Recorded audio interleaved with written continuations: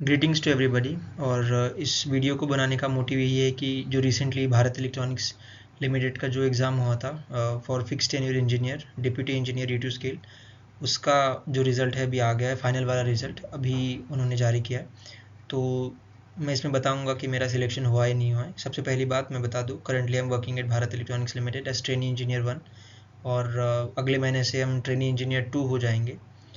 और मेरा सिलेक्शन अभी SBI में भी हुआ है, State Bank of India, as assistant manager system. और ये भी एग्ज़ाम मैंने लिखा था जो फिक्स टेन्योर इंजीनियर का था, जिसका पे स्केल है 40,000 टू 140,000। और पिछले 5 महीने से हम इस प्रोसेस में थे। पहले रिटन टेस्ट हुआ, उसके बाद इंटरव्यू, और अभी उसका फाइनल रिज़ल्ट आया है। तो आई टेल यू मेरा सिलेक्शन हुआ या नहीं हुआ है। तो ये जो है ये written result of written test for the post of fix tenure engineer. ये जो एग्ज़ाम हुआ था, मैं इसकी टाइमलाइन आपको सेपरेटली जो दूसरी स्लाइड है उसमें बता दूंगा, ताकि जो फ्यूचर एस्पिरेंट्स हैं जिनको इसकी टाइमलाइंस रिक्रूटमेंट्स की जो चाहिए होती है वो आपको मिल जाए। तो यहाँ पे मेरे मार्क्स थे 68.75 और आउट ऑफ 125।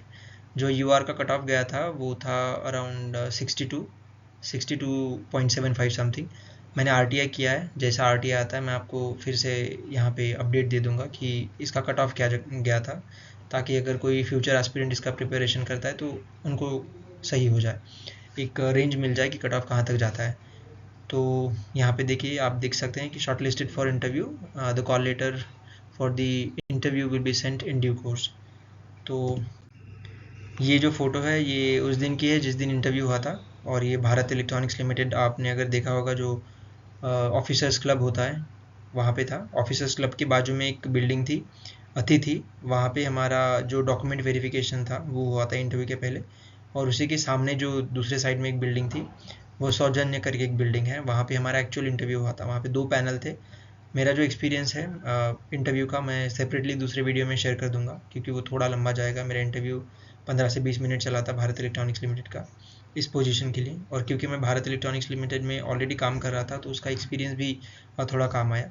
लोगों ने कहा था कि जो ऑलरेडी काम कर रहे लोग हैं, जो ट्रेनी इंजीनियर, प्रोजेक्ट इंजीनियर है, उन लोगों ने, बहुत सारे लोगों ने इसका एग्ज़ाम दिया था और लोग बोल रहे थे कि उनको प्रीफर किया जाएगा। ऐसा नहीं है, मेरा एक फ्रेंड है और भी 2-3 हैं जो हमारे ट्रेनी इंजीनियर हैं, उनका नहीं हुआ।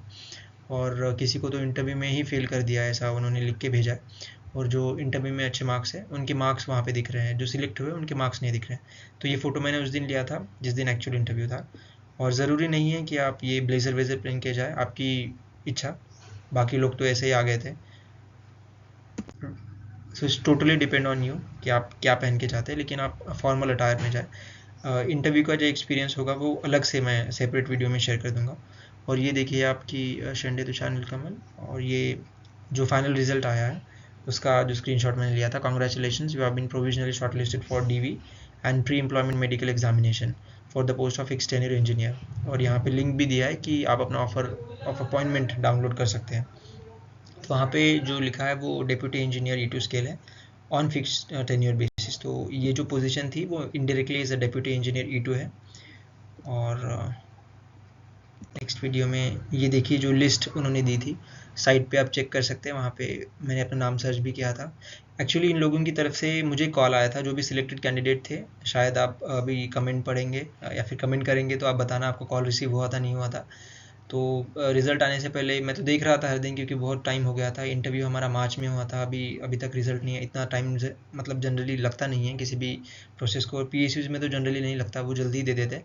लेकिन 3 महीने के बाद रिज़ल्ट लगा है फाइनल वाला, तो उनकी कुछ कंडीशंस रही होंगी। तो जो रिज़ल्ट आया उसके ठीक बाद आई थिंक कॉल रिसीव हुआ। मुझे 2 बार कॉल आया था बिल की तरफ से कि रिज़ल्ट आ गया है, आप चेक कर सकते हैं, आपको ऑफ़र लेटर आया है क्या। सो आई वाज शॉक्ड कि ऑफ़र लेटर मतलब सिलेक्शन हो ही गया।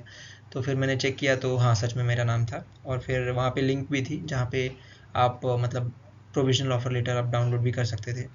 तो ऐसा था प्रोसेस।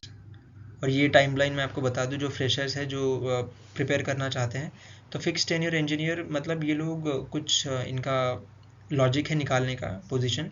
इनकी दूसरी एग्ज़ाम भी होती है प्रोबेशनरी इंजीनियर। वहाँ पे अभी 150 वैकेंसीज आई थी जो मैकेनिकल और इलेक्ट्रॉनिक्स बच्चों के लिए थी।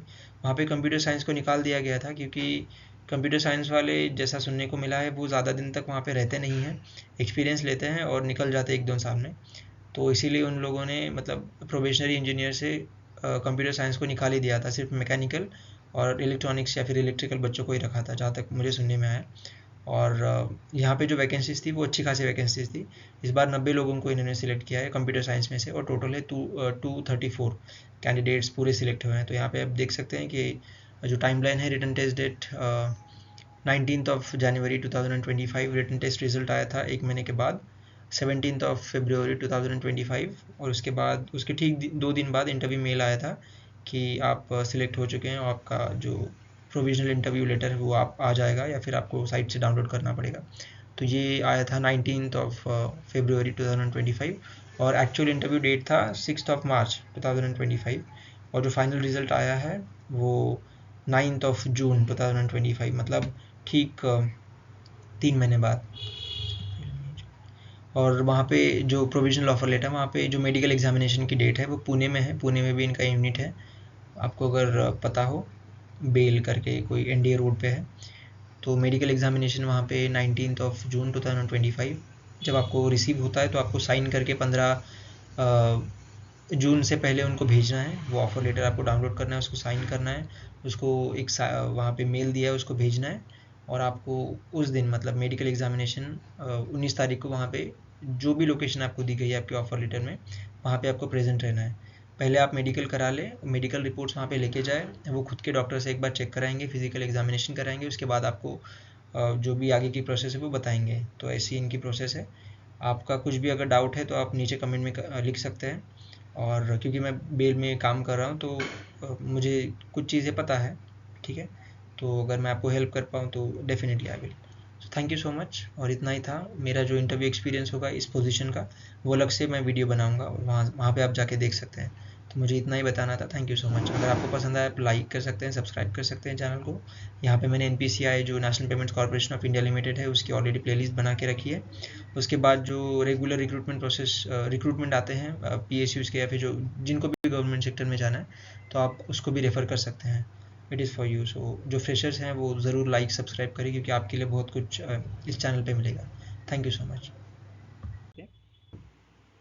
टेलीग्राम चैनल है, आप यहाँ से जा सकते हैं, वहाँ पे ज्वाइन कर सकते हैं। यहाँ पे आपको सारा चीज़ मिलेगा, मतलब अगर नोट्स है, कुछ चीज़ आई है या फिर कुछ अपडेट है, मैं वहाँ पे डालता जाऊँगा। मैंने बहुत सारे PDF रिक्रूटमेंट के वहाँ पे ऑलरेडी पोस्ट किए हैं, अगर आपकी इच्छा है तो आप वो भी ज्वाइन कर सकते हैं। वहाँ पे ज़्यादा लोग नहीं हैं क्योंकि मैंने अभी इसको चालू किया है, तो आप वहाँ पे ज्वाइन हो सकते हैं। वहाँ पे सिर्फ रिलेवेंट चीज़ें आपको मिलेंगी, जो PDFs हैं या फिर जो भी इंपॉर्टेंट इन्फॉर्मेशन है, तो आप जा सकते हैं।